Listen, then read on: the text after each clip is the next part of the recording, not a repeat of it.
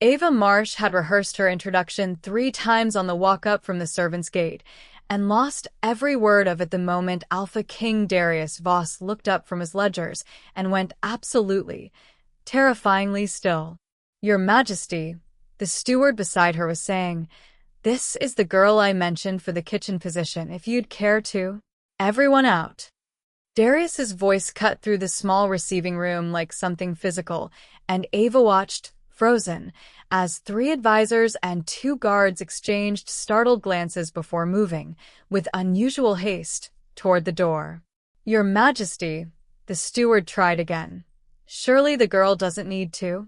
"Everyone," Darius said, "except her." The door closed.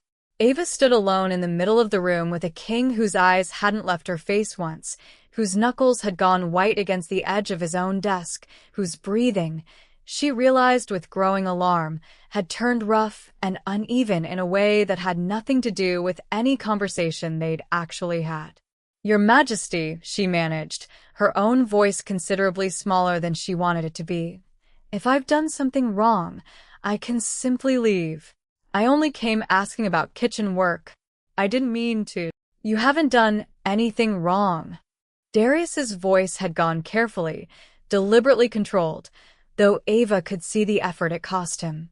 "I need you to stay exactly where you are, and I need you to understand that whatever I say next is going to sound considerably stranger than anything you were prepared to hear when you walked through that door."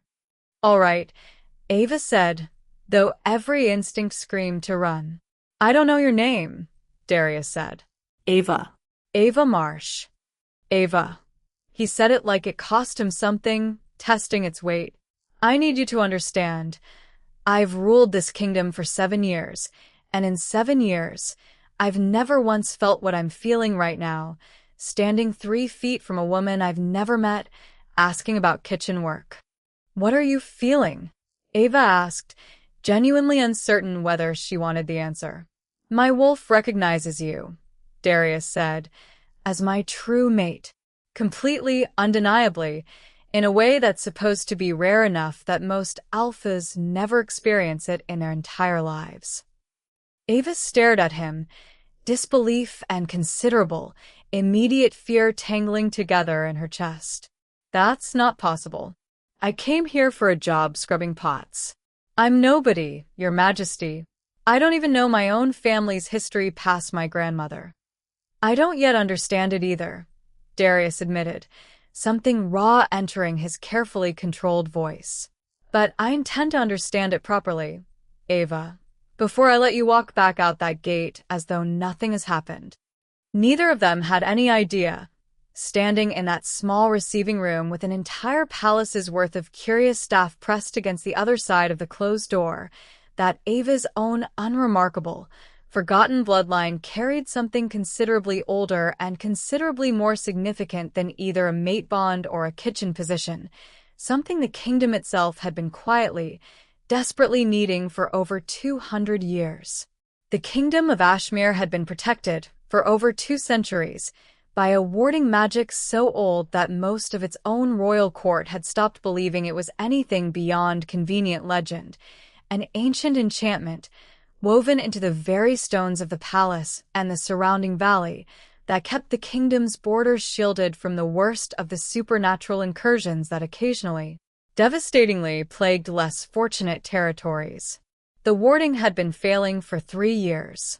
Slowly, at first, a weakened patch along the eastern border that Darius's own scouts had assumed simple, ordinary erosion, a strange, growing dead zone in the palace's oldest gardens that the groundskeepers quietly, uneasily avoided discussing. It had grown considerably worse over the past 6 months, the eastern weakness spreading, small incursions of hostile, feral creatures beginning to test the kingdom's borders in ways Ashmere's own histories described as impossible, given the warding's supposed permanence.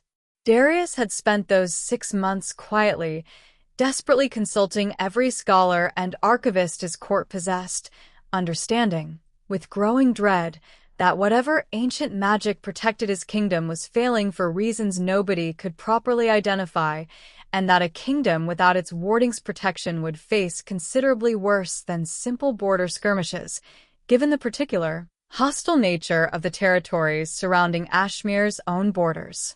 He had not expected the answer to walk through his receiving room's door asking about kitchen work.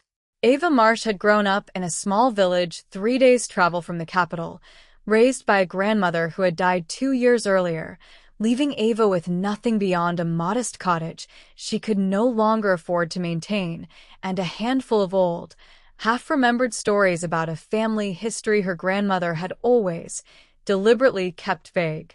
She had heard, once as a child, her grandmother mention a bloodline connection to the old ward keepers, delivered with the particular, careful evasiveness of someone changing the subject before a curious child's questions grew too pointed, a detail Ava had long since dismissed as simply another of her grandmother's colorful, half-true village stories. She had come to Ashmere's capital 3 weeks earlier, her cottage finally, formally lost to debts she'd had no way of properly managing alone, understanding, with practical, considerable clarity, that a palace this large surely required more kitchen staff than her own small village ever had. She had no idea that her grandmother's careful, evasive mention of ward keepers referred to a bloodline considered, by every proper historical text Ashmere's own archives possessed, to have died out entirely nearly 2 centuries earlier, the last surviving line of an ancient family whose particular, rare magical gift had first woven the kingdom's protective warding into existence, and whose continued presence, according to the oldest and most obscure texts in the palace's archive, remained the only genuine mechanism by which that warding could ever be properly renewed, once its original enchantment finally, inevitably began to fade. She had no idea, walking through the palace's servant gate that morning, that the mate bond snapping into place the moment she crossed into Darius's presence represented considerably more than simple romantic fate, that the ancient magic threading through her own unremarkable blood had, quite possibly, just found its way back to the one place in the entire kingdom that genuinely, desperately needed it. Ava spent that first night in a small, private chamber Darius had insisted she occupy rather than the servants' dormitory, a decision that had drawn considerable, whispered attention from the palace staff, and that Ava herself understood, sitting alone in unfamiliar, unearned luxury, she had no genuine right to accept. "I don't understand what you actually want from me," she told Darius the following morning when he'd summoned her to the same small receiving room, considerably more composed than his overwhelming reaction the previous day. "You said something about a mate bond, and then I was given a private room I've done nothing to deserve, and I've spent the entire night wondering whether I've simply walked into something I have no business being part of." "You have every right to be part of it," Darius said. "The mate bond isn't something either of us chose, Ava. I understand that must feel considerably disorienting, arriving here for a simple kitchen position and instead being told your presence has apparently thrown my entire life into confusion." "You're Wolf," Ava said carefully. "You said it recognized me. What does that actually mean practically?"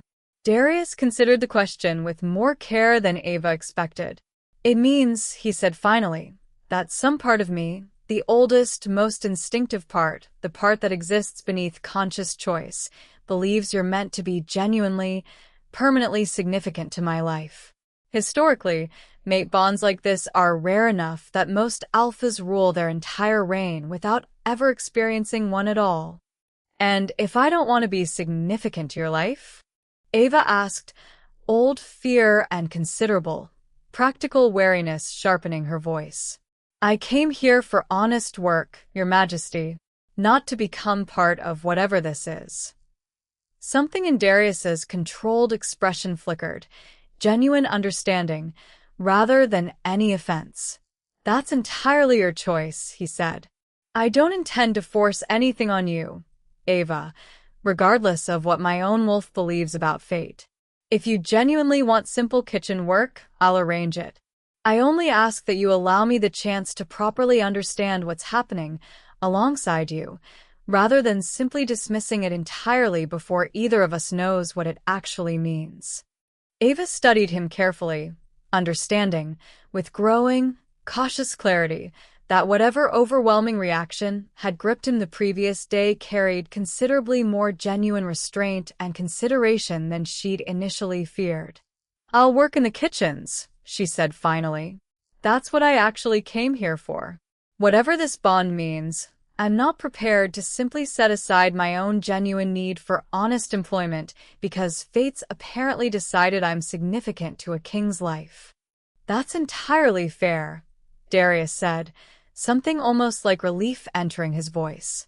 "The position's yours, exactly as originally intended. I only ask, if strange things begin happening around you, please tell me. I have reasons to suspect this bond might be connected to something considerably larger than simple romantic fate." Ava agreed, though the warning settled uneasily in her chest, and found herself, within the week, genuinely, practically employed in Ashmir's palace kitchens, scrubbing pots and preparing vegetables alongside a considerable staff of ordinary servants who, gradually, began treating her with the same easy, uncomplicated camaraderie any new kitchen hand typically earned. The strange occurrences began 3 days later. The first incident seemed, initially, entirely explicable.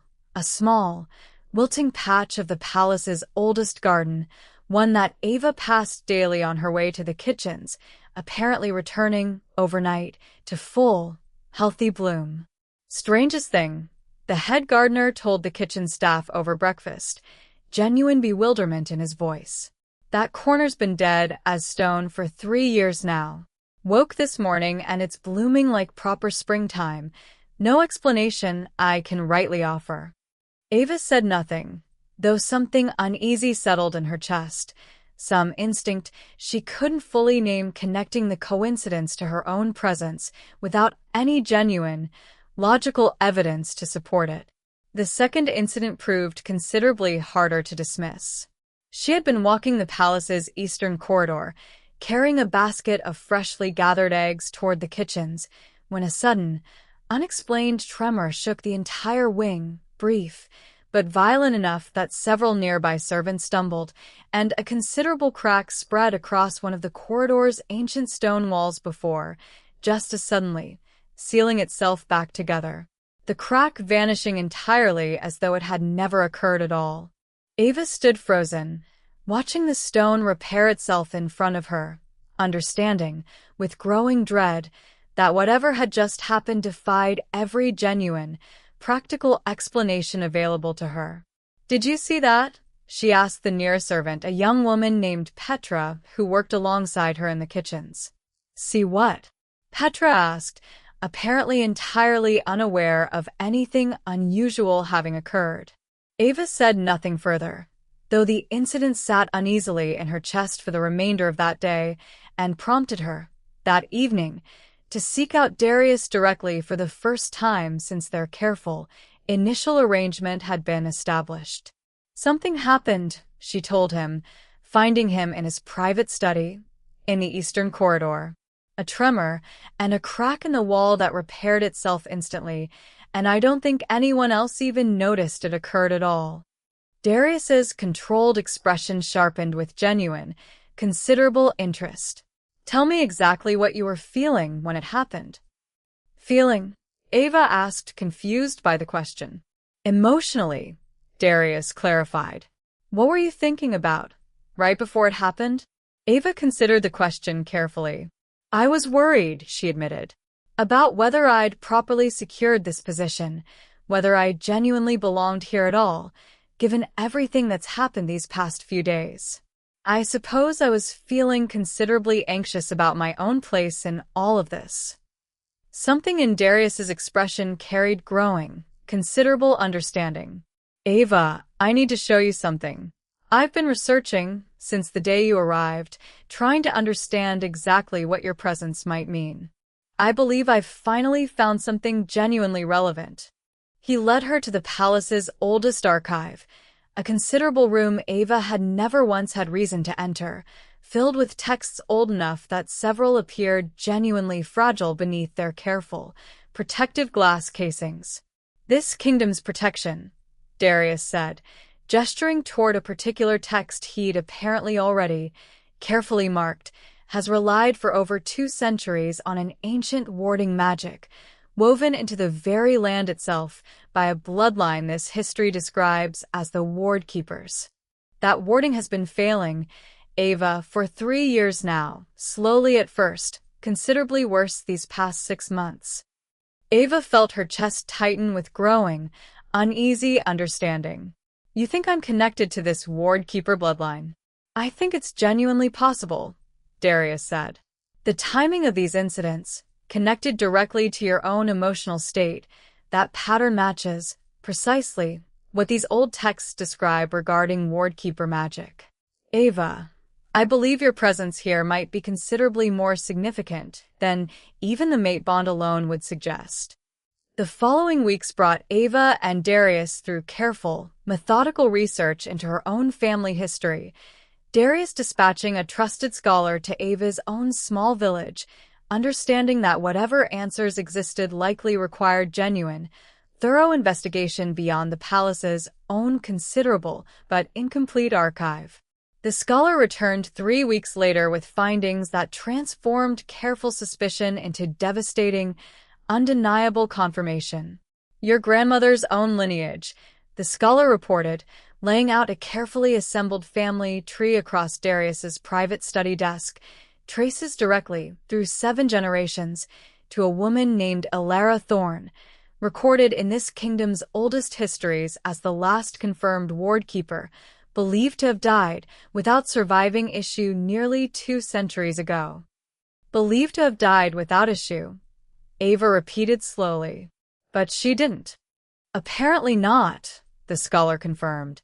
"I found parish records, considerably obscured by time and deliberate discretion, suggesting Elara Thorne bore a daughter in secret, raised entirely outside any formal record of the Ward Keeper bloodline, likely, given the political circumstances of that era, specifically to protect the child from whatever conflict originally endangered the family's continued survival."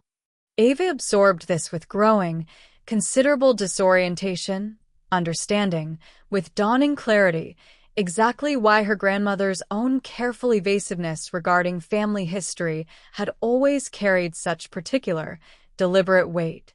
"My grandmother knew," she said slowly. "She must have known, at least partially, and chose never to properly explain it. Given how thoroughly this bloodline's history was originally obscured," the scholar said, "I suspect your family's own knowledge grew increasingly fragmented across each subsequent generation, enough remembered to maintain careful, protective secrecy, not necessarily enough to fully understand the actual, considerable significance of what you carry." Darius studied Ava carefully, understanding, with growing, considerable weight, exactly what this confirmation genuinely meant. "This kingdom's warding," he said, "has failed because the Ward Keeper bloodline was believed extinct for nearly 2 centuries. Nobody has properly renewed the enchantment in all that time, because nobody understood any surviving Ward Keeper genuinely remained." "You're saying," Ava said slowly, "that I'm supposed to fix it, whatever's failing?" "I believe it's genuinely possible," Darius said, "though I don't yet understand precisely how, or what it might require of you. This is knowledge 2 centuries lost, Ava. I don't think anyone alive currently understands the full, proper mechanism." Ava sat with the devastating weight of this revelation, 3 weeks of gradual, uneasy suspicion suddenly, catastrophically confirmed into something considerably larger than she'd ever imagined her own quiet, unremarkable life might genuinely become. "I came here for kitchen work," she said finally, something between disbelief and genuine, overwhelming fear entering her voice. "I don't know how to properly wield ancient magic, Darius. I don't know anything about ward keeping beyond what you've just told me." "Neither do I," Darius admitted honestly. "But I intend to help you learn, whatever that genuinely requires, alongside whatever remaining scholars and archives this kingdom possesses. You're not facing this alone, Ava. Whatever the mate bond means, beyond even that, I don't intend to let you navigate this considerable weight without genuine, consistent support. Ava studied him for a long, considering moment, old fear and growing, cautious trust tangling together in her chest. I appreciate that, she said finally. I only hope genuinely that whatever I actually turn out to be capable of proves sufficient for what your kingdom actually needs.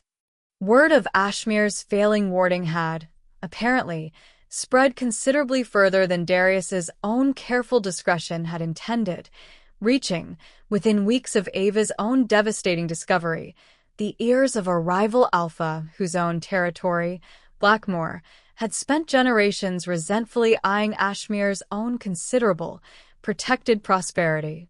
Alpha Cassius Vane arrived at Ashmir's borders with a formal diplomatic delegation, ostensibly to discuss routine trade negotiations, though Darius's own careful, considerable suspicion proved entirely justified within their first formal audience. I understand, Cassius said, during a private council session that had, Darius understood immediately, been deliberately engineered to occur in front of considerable additional witnesses, that Ashmir's ancient warding has grown considerably unstable these past several months. I confess genuine curiosity regarding how your Majesty intends to properly address such a significant, ongoing vulnerability. Ashmir's internal matters, Darius said carefully, remain entirely this kingdom's own concern, Lord Cassius. Of course, Cassius said, something calculating beneath his careful diplomatic courtesy. Though I confess, given our two territories' considerable, shared border, Blackmoor holds genuine interest in Ashmir's continued stability.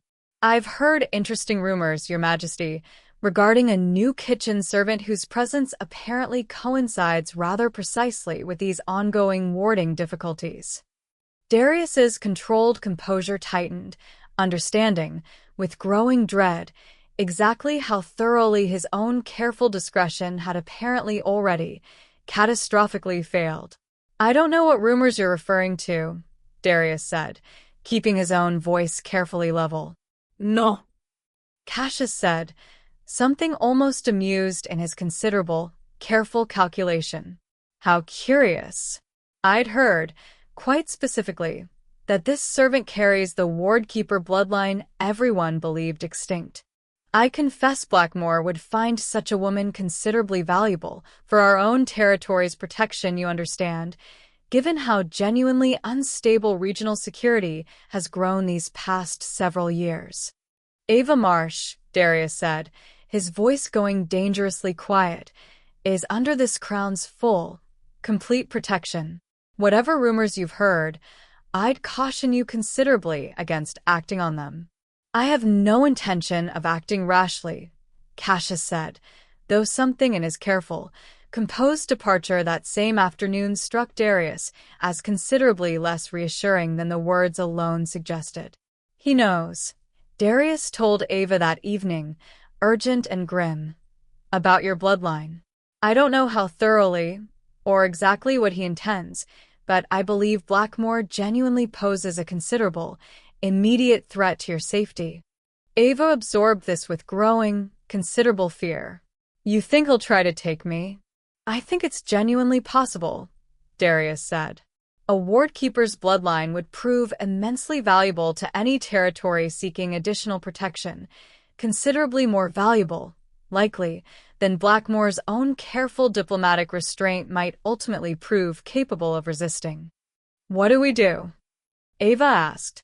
I intend to increase your protection immediately, Darius said. Discreet guards, considerably tighter security throughout the palace. And I intend to continue our own research into your abilities, Ava, as quickly as genuinely possible, understanding that whatever power you carry might prove your own best, most reliable protection, once you properly understand how to actually access it. Cassius Vane's assault came 11 days later, Under cover of a considerable diplomatic reception, Darius's own council had insisted proceed despite the growing, obvious tension. Blackmore's continued formal delegation providing exactly the cover their genuine, coordinated assault required. The attack began in the palace's grand hall, disguised operatives among Blackmore's own delegation moving with sudden, coordinated violence the moment Ashmere's own guard rotation created a brief, exploitable gap in the reception's considerable security.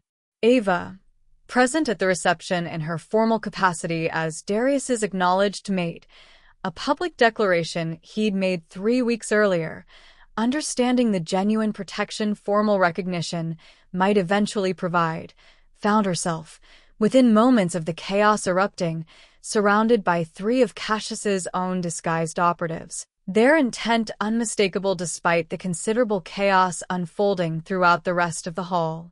"Come quietly," one of them said, and this proves considerably less difficult for everyone involved. Ava felt old, considerable fear rise sharp and immediate, and beneath it, something else entirely, a pressure building behind her own chest, urgent and unfamiliar, responding, apparently, to the genuine danger surrounding her with an intensity she'd never once properly experienced. "I won't go anywhere with you," she said, her voice carrying a strength she hadn't fully expected of herself. The operative lunged, and Ava, without any conscious decision to do so, felt the pressure in her chest release entirely. A burst of pale, silver-gold light erupting outward from her own hands, considerably more powerful than anything she'd previously accidentally demonstrated, knocking all 3 operatives backward with force sufficient to render them briefly, entirely unconscious. She stared at her own glowing hands, shocked and overwhelmed by what she'd just, apparently, genuinely done. Across the hall, Darius fought his own considerable battle against Cassius's remaining forces, his alpha strength meeting the coordinated assault with disciplined, decisive efficiency, though the numerical disadvantage of a surprise attack disguised within diplomatic ceremony proved genuinely challenging even for a king of his own considerable capability. It was Cassius himself, cutting through the chaos toward Ava with cold, calculated determination, who finally forced the confrontation's devastating climax. "You're considerably more powerful than the rumors suggested," Cassius said, studying Ava's still glowing hands with genuine, calculating interest. "All the more reason Blackmore genuinely requires your particular bloodline, rather than allowing it to remain wasted here, in a kingdom too proud to properly recognize what it actually possesses." "I'm not going anywhere with you," Ava said, the same fierce resolve from moments earlier hardening further, understanding, with growing clarity, exactly what genuine power she'd apparently been carrying, entirely unaware, her entire life. She raised her hands again, understanding intuitively, in a way she couldn't properly articulate, exactly how to shape the building pressure into something considerably more deliberate, a wave of silver-gold light that spread outward across the entire hall, considerably more controlled than her initial, instinctive burst, disabling every one of Cassius's remaining forces while leaving Ashmere's own guards entirely, carefully untouched. Cassius himself staggered backward, genuine shock replacing his earlier calculated confidence. "That's not possible," he said. "Wardkeeper magic hasn't manifested at that scale in over 2 centuries. "Apparently," Darius said, arriving at Ava's side, his own considerable alpha strength still engaged from the surrounding battle, "you've considerably underestimated exactly what you are attempting to steal, Lord Cassius." Cassius, understanding the genuine futility of continued assault against power this decisively demonstrated, ordered his own remaining forces into a hasty, humiliated retreat, Ashmere's guards moving swiftly to secure the palace's continued safety in the assault's chaotic aftermath. The days following Cassius's failed assault brought Ava through a devastating, overwhelming reckoning with exactly what she discovered herself genuinely capable of, power she'd carried, entirely unaware, her entire life, finally, catastrophically revealed under the pressure of genuine, immediate danger. "I don't understand how I did that," she told Darius, sitting together in the palace's oldest archive, still processing the full weight of everything that had occurred. "I've never once, in 24 years, done anything remotely like that. And then suddenly, facing genuine danger, I simply knew how." "The old texts suggest," Darius said carefully, gesturing toward the considerable stack of research they'd continued gathering, "that Wardkeeper magic responds primarily to genuine emotional intensity, particularly regarding protective instinct. You weren't simply defending yourself, Ava. You were defending this entire palace, and by extension, the kingdom your bloodline was originally meant to protect." "That's an enormous responsibility," Ava said, old fear resurfacing beneath her considerable, growing understanding. "I don't know how to properly, deliberately control something that only seems to genuinely manifest when I'm genuinely desperate." "I don't believe you're meant to master it overnight," Darius said gently. 2 centuries of lost knowledge, Ava. "I think proper mastery requires considerable time and patient practice, rather than any single dramatic demonstration alone providing complete understanding." Elder Marin, the palace's most senior archivist, who had spent the past several weeks working alongside Ava and Darius's own continued research, offered her own careful, considerable counsel during one such session.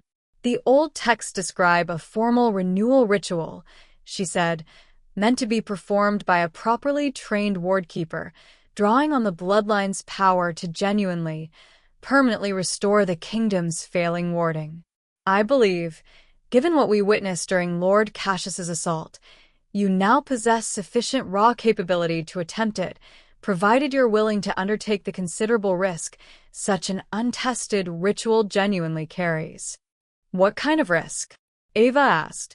"The old texts are frustratingly incomplete on that particular detail," Marin admitted. "I can tell you the ritual requires drawing considerable magical energy directly from your own bloodline's reserves, channeled into the warding's original foundation points scattered throughout the palace grounds. Beyond that, I genuinely cannot promise you complete safety." Ava sat with this careful, honest warning for a long, considering moment, understanding, with growing clarity, exactly what genuine responsibility her own unexpected bloodline now demanded of her. "If I don't do it," she said finally, "the warding continues failing. More incursions, more danger for this entire kingdom's people." "That's an accurate assessment," Marin confirmed. "Then I'll do it," Ava said, old fear giving way to fierce, unwavering resolve. "Whatever risk it genuinely carries. I didn't ask for this bloodline, but I understand now exactly what it means to actually carry it properly." Darius studied her with genuine, considerable admiration, understanding, watching her resolve harden into something entirely her own, exactly how far the frightened kitchen servant who'd walked into his receiving room weeks earlier had already, genuinely traveled. "I intend to be present throughout the entire ritual," he said. "Whatever risk it carries, Ava, I don't intend to let you face it entirely alone." The formal renewal ritual took place 3 days later, at dawn, in the palace's oldest garden, the same considerable dead zone that had, weeks earlier, mysteriously bloomed overnight in response to Ava's own unconscious presence. The old texts describe 5 foundation points, Marin explained, guiding Ava through the ritual's careful, considerable preparation, scattered throughout the palace grounds. "You'll need to visit each in sequence, channeling a portion of your own bloodline's power into the original warding stones buried at each location." Ava nodded, understanding, with growing, considerable focus, exactly what the coming hours genuinely required of her. Darius accompanied her throughout the ritual's entire, careful progression, understanding his own presence offered whatever genuine comfort and protection remained within his own considerable capability, though the actual work itself belonged entirely, irreplaceably to Ava alone. The first foundation point, buried beneath an ancient oak in the palace's eastern courtyard, drew considerable, visible effort from Ava. Silver gold light spreading slowly outward from her own hands, the ancient stone beneath the oak's roots gradually, visibly brightening in response. "That felt considerable," she said, breathing hard once the first channeling concluded. "I understand now why Marin warned about the risk involved." "You're doing genuinely well," Darius said, offering steady, considerable support as they moved toward the second point. "Take whatever rest you need between each location." The ritual continued through the morning, each subsequent foundation point drawing considerably more from Ava's own reserves than the last, her own exhaustion growing visibly more pronounced with each successive channeling. It was the fifth and final foundation point, buried deep beneath the palace's own central tower, that finally, devastatingly tested exactly how much Ava's own untrained bloodline could genuinely sustain. She sank to her knees midway through the final channeling, the considerable effort finally, entirely overwhelming her body's own physical limits, silver gold light flickering, uncertain and dangerously unstable, around her shaking hands. "Ava." Darius knelt beside her immediately, genuine alarm evident in his voice. "You need to stop. This is too much, too fast." "I can't stop now," Ava managed, her voice weak but fiercely determined. "It's almost complete, Darius. I can feel it. If I stop here, everything I've already channeled simply fails." "Then let me help," Darius said, and Ava felt his own hand close firmly around hers, his considerable alpha strength flowing directly into the failing channel, steadying what her own exhausted reserves could no longer properly sustain alone. Together, their combined effort finally, completely restored the fifth foundation point's ancient power, and Ava felt, in the sudden, overwhelming aftermath, the entire palace grounds shift beneath her, a considerable wave of warmth and restored, genuine strength spreading outward from the central tower across the entire visible horizon, the kingdom's ancient warding finally, permanently renewed after 2 centuries of slow, unaddressed decay. She collapsed entirely into Darius's waiting arms, exhausted but genuinely, overwhelmingly triumphant. "You did it," Darius said, holding her carefully, genuine pride and relief evident in his voice. "Ava, you actually did it." "We did it," Ava corrected, too exhausted to properly argue further, though something warm and genuine settled into her chest at the shared accomplishment. "I couldn't have finished it alone." Ashmir's formal celebration of the warding's restoration took place 2 weeks later, once Ava had genuinely, fully recovered from the ritual's considerable physical toll, a public ceremony that Darius insisted publicly acknowledge exactly what Ava's own courage and sacrifice had genuinely accomplished for the entire kingdom.